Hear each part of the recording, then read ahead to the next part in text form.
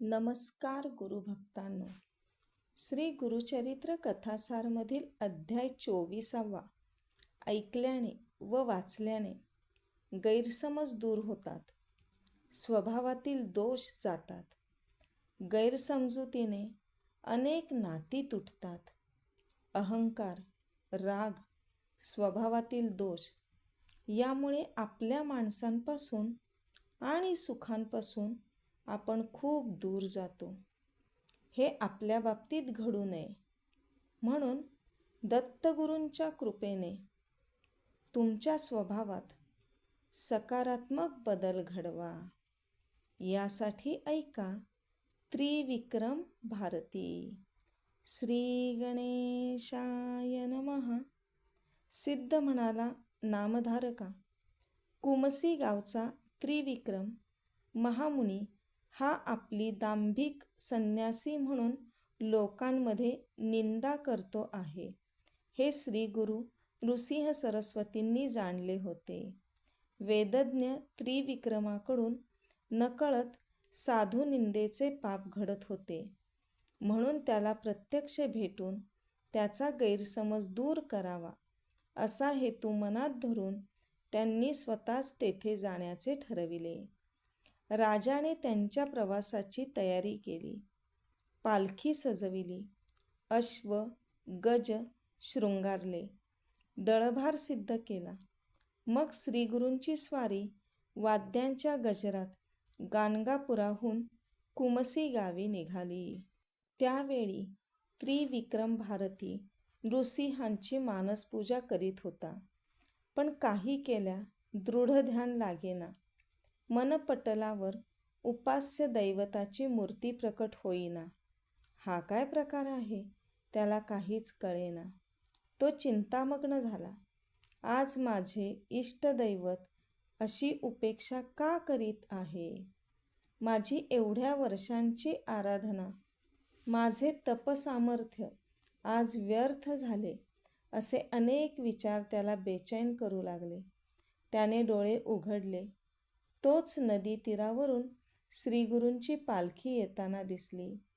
त्या पालखीत श्रीगुरू त्रिविक्रम भारतीच्या इष्टदैवताचे अर्थात नृसिंहाचे रूप घेऊन बसले होते. त्यांच्या समवेत आलेल्या राजाच्या दळभारातील सर्व सैनिक श्रीगुरूंच्या सारखेच दंडधारी संन्यासी आहेत असे दिसले. ते दृश्य पाहून त्रिविक्रम भारतीला मोठे आश्चर्य वाटले. त्याचा सर्व ताठा ज्ञानाचा अहंकार क्षणार्धात गळून पडला. आपण जे पाहत आहोत तो भ्रम आहे की सत्य, हेच त्याला कळेना. तो पालखीपाशी धावला. पालखीत विराजमान असलेल्या नृसिंहाला आपल्या इष्टदैवताला वंदन केले व विनम्रतेने म्हणाला, महाराज, आपण मला नृसिंह रूपाने दर्शन दिलेत. मी धन्य झालो. आपल्या समवेत असलेली ही सर्व दंडधारी यती मंडळीही एकसारखी दिसत आहेत. तुमचे स्वरूप अचिंत्य आहे, ते मज पामराला कसे कळणार? म्हणून माझी तुमच्या चरणी अशी प्रार्थना आहे की या दासावर कृपा करून त्याला निज स्वरूपात दर्शन द्या. त्याने श्रीगुरूंची मनपूर्वक स्तुती केली. त्यामुळे प्रसन्न झालेल्या श्रीगुरूंनी आपली योगमाया आवरून त्याला शिवासमान तेजस्वी असे निजरूप दाखविले आणि म्हणाले, तू आमची निंदा करतोस, आम्हाला दांभिक म्हणतोस. हा तुझा गैरसमज दूर करण्यासाठीच मी येथे आलो आहे. तुला तुझ्या मानसपूजेतील नृसिंह मूर्तीचे दर्शन झाले ना, मग मी दांभिक आहे की नाही हे तूच ठरव. त्रिविक्रम भारतीच्या मनातील सर्व संशय दूर झाला होता. श्रीगुरू आणि आपले दैवत एकच आहेत.